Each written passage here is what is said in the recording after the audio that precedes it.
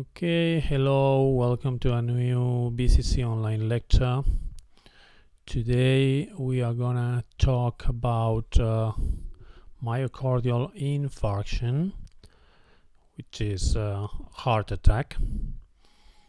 Very important because many people die out of myocardial infarctions. Here you have the objectives presented by Numa, and the lecture is going to follow the same layout. Alright, so myocardial infarction means a sudden, for acute, heart muscle for myocardial, total ischemia for infarction. As you know, the heart is supplied by the coronary arteries, so a heart attack happens when these small arteries become blocked and stop supplying blood to the heart tissue. In this situation, if that happens for long enough, the heart tissue will die. According to the World Health Organization, cardiovascular diseases are the leading cause of death in the whole world. Of those, a large proportion are caused by heart attacks, also known as acute myocardial infarctions or AMI. In this graphic for Spain, the green column represents the cardiovascular causes of death. In Spain, there are almost 15,000 victims of heart attacks in only for 2018. Almost all heart attacks are due to endothelial dysfunction. By now, you know that tobacco, toxins, bad diet, or hypertension, among others, damage endothelial cells.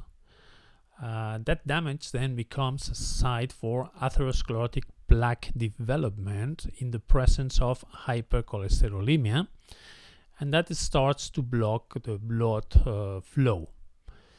Plaques are constantly being stressed by mechanical forces from blood flow, and with time the plaque may break and the inner filling, which is a mix of fat, cholesterol, proteins, calcium and white blood cells, gets exposed. The core of the plaque is thrombogenic, so platelets adhere to it, and they also release chemicals that enhance the clotting process. Now, this happens super fast, and the coronary artery gets fully occluded. After 20 to 40 minutes of lack of oxygen, necrosis of the heart tissue results. If we take a slice of the heart like this being being posterior and this being anterior, we distinguish the left and right ventricles here. Then we have the three most commonly blocked arteries. First, the interventricular branch of the left coronary artery that supplies blood to the anterior wall of, and also the septum, the anterior part of the septum of the left ventricle, accounts for up to 50% of heart attacks. Then the posterior interventricular branch of the right coronary artery covers the posterior wall, the septum, and the papillary muscles of the left ventricle, and accounts for about 30 to 40% of the attacks. And finally, we have the left marginal branch of the left coronary artery, which supplies the lateral wall of the left ventricle and causes between 15 and 20% of the infarctions. Notice that the majority of these areas supply the left ventricle, So most heart attacks involve this ventricle. The area supplied by an artery is called the artery's zone of perfusion. If we take a closer look to the heart wall at one of these areas, we will see that basically you've got the endocardium, which is the smooth membrane on the inside of the heart, then the myocardium, which is the muscular part, and the epicardium or outer surface of the heart, which is where the coronary arteries live. Let's say an artery gets blocked, like the one you see in the yellow circle. The area of perfusion is not at serious risk, and within about a minute, the muscle cells in the zone don't see enough oxygen and become ischemic, and the muscle layer's ability to contract will be very reduced. This initial stage is extremely sensitive since the ischemic damage to cells in the perfusion zone is potentially reversible. After about 20 to 40 minutes, though the damage starts to become irreversible and the cells start to die. And this zone changes to a zone of necrosis, which is dead tissue. Once lost, these cells will never return or regrow, and that's why you need to identify the condition very quickly and act immediately, calling 112 and saying the code infarct. You have it here. Okay, so remember, time saves lives in these conditions. The first area affected is the inner third of the myocardium, since it's farthest from the coronary artery and the last area to receive blood, and it's also subject to higher pressures from the inside of the heart. If the blockage suddenly lyses or breaks down and the blood returns, sometimes patients' damage will be limited to the inner third, and this would be called a subendocardial infarct. An electrocardiogram done at this point typically shows an ST segment depression, or in other words, it doesn't show an ST segment elevation. So sometimes we call this an NSTEMI, which is what it means, non-ST elevation myocardial infarction. After about 3 to 6 hours, though, the zone of necrosis extends through the entire wall thickness and becomes a transmural infarct, which is at this time it shows an ST segment elevation on an electrocardiogram, and this is why it's sometimes called an STEMI, or ST elevation myocardial infarction. And this is the case you can see in this image. All right, so the infarct here became transmural, and the patient died. This is why we have the heart here.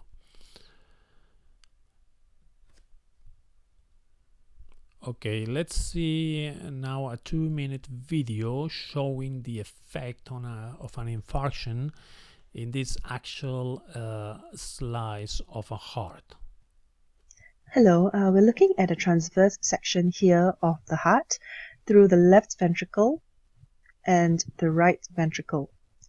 This is the anterior surface and this is the posterior surface. What we can see here is that there is a localized area of discoloration at the interventricular septum as well as the anterior part of the left ventricle. Let's zoom in a little bit closer. We can see that there is an area of darkish, almost blackish discoloration. This represents hemorrhage, and this is admixed with an area that is a little bit subtler here. This is an area of pale discoloration. and this is probably better seen on the opposite surface. So let's turn the specimen around and let's focus on this abnormal area. So we can see that there is an area of pallor or pale discoloration. The tissue here grossly appears a little bit friable or crumbly, and this is the appearance of necrosis grossly. Microscopically, we would see coagulative necrosis, which is the residual presence of cellular outlines, but with loss of nuclei. So the diagnosis in this case is myocardial infarction. Now let's look closely and see whether we can find the cause. If you look in the pericardial fat here, there is a vessel that has been cut transversely. This is the left anterior descending coronary artery.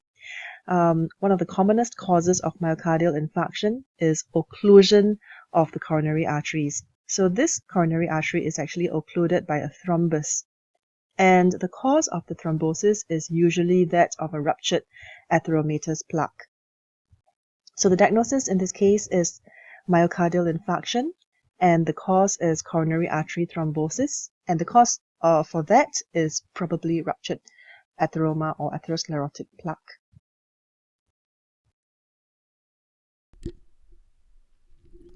Okay, so let's continue. Patients that have myocardial infarction will most commonly have severe and crushing chest pain or pressure that might radiate up to the left arm or jaw.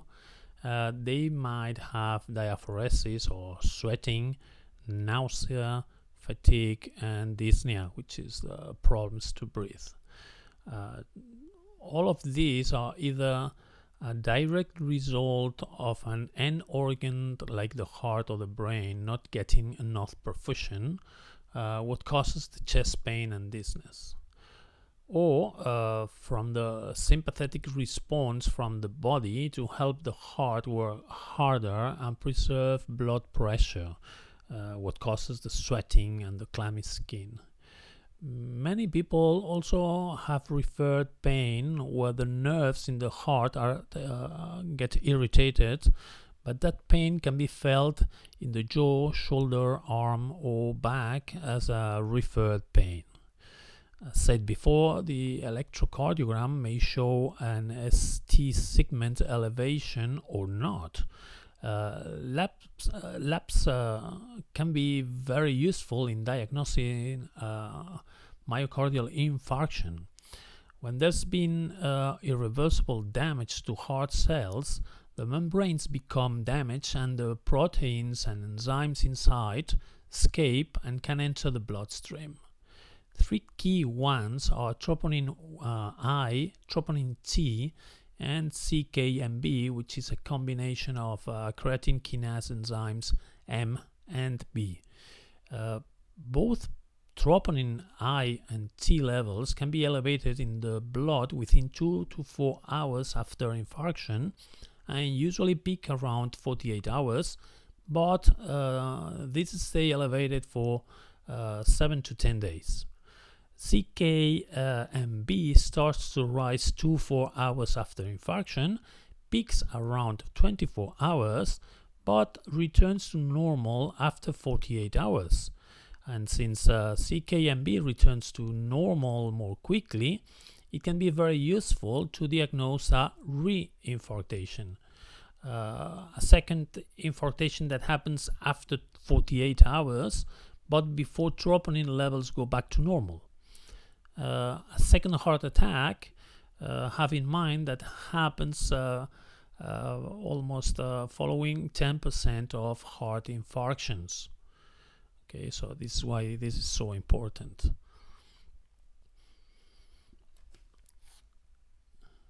Okay, so remember this because it's very important in the diagnosis.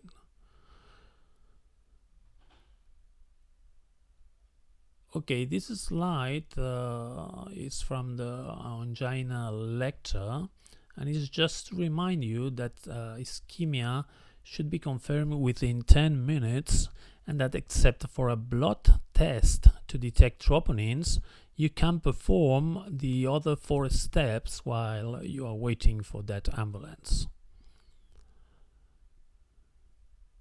Okay, a major complication with myocardial infarctions are arrhythmias, or arrhythmia is an abnormal heart rhythm, with the highest risk being the first 24 hours following a myocardial infarction, since the damage of or injury can disrupt one of the property of the myocardial cells, which is conductivity of electrical signals. Kind of along the same lines, depending on how much muscle tissue is affected, patients' hearts might not be able to pump enough blood to the body, and this will result in a cardiogenic shock. In the days following an infarction, the tissue around the infarcted area becomes inflamed and is invaded by neutrophils, which can lead to pericarditis or inflammation of the pericardium. Also, in the next couple of weeks, macrophages will invade the tissue, and the healing process begins with the formation of granulation tissue, which is new connective tissue that is yellow and soft. At this phase, the tissue is most at risk of myocardial rupture because it's not so resistant. After 2 weeks to several months, the cardiac tissue scarring process finishes, and the resultant tissue becomes white in color. Since the scar tissue doesn't help pump blood, over time the remaining heart muscles can grow or change their shape to try to compensate for these lost cells and to pump harder. But ultimately they continue to fail, which can lead to total heart failure and death of the patient. Now, a potentially life-saving treatment that can be performed immediately following a myocardial infarction is fibrinolytic therapy, which uses medications to break down fibrin in the blood clots. Also, an angioplasty might be done, which is a minimal invasive endovascular procedure where a deflated balloon is inserted in the blockage and then inflated to reopen the artery. And also we have the percutaneous coronary intervention that here what we do is to insert a tiny catheter. Is placed we use that to place a stent in the coronary artery to physically open up the vessel. Each of these, they focus on re-establishing the blood flow to the dying heart cells. If early enough following a blockage, some of these cells that have not entered in irreversible stage can be saved, while others will be destroyed and removed. This can improve both the short and the long-term function, as well as prevent further damage and reduce the overall zone of necrosis.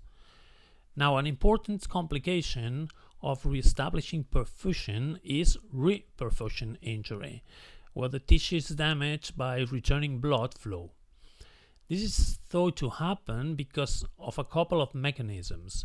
First, blood flowing back to the cells bring this influx of calcium, and since calcium leads to muscle contraction, the irreversibly damaged cells contract.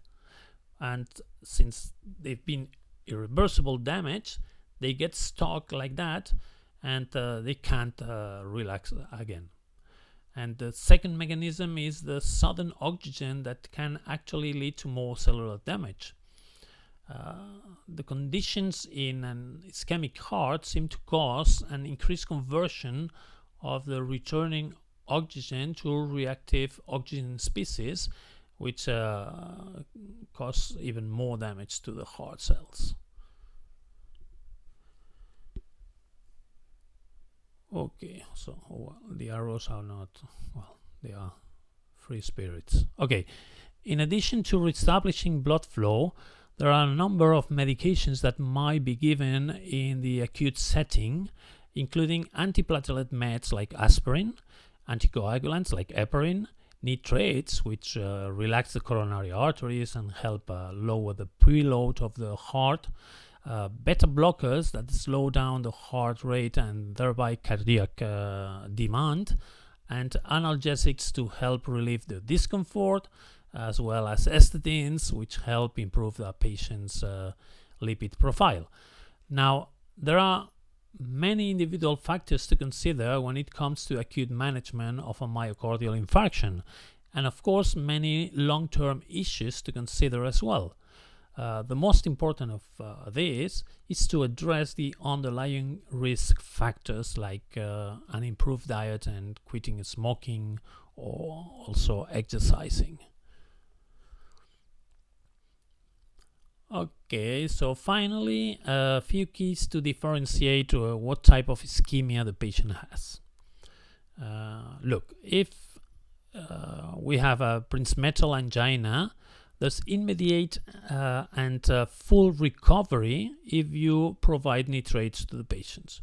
So remember, you give nitrates always when you suspect ischemia, all right? If the ST segment is normal or depressed and troponins are negative, is unstable angina. If the ST segment is normal or depressed and troponins are positive, then you have a non-ST segment elevation myocardial infarction. If the ST segment is elevated, then it's an ST elevation myocardial infarction, and you don't need to wait for the results of the troponins, because they will be elevated.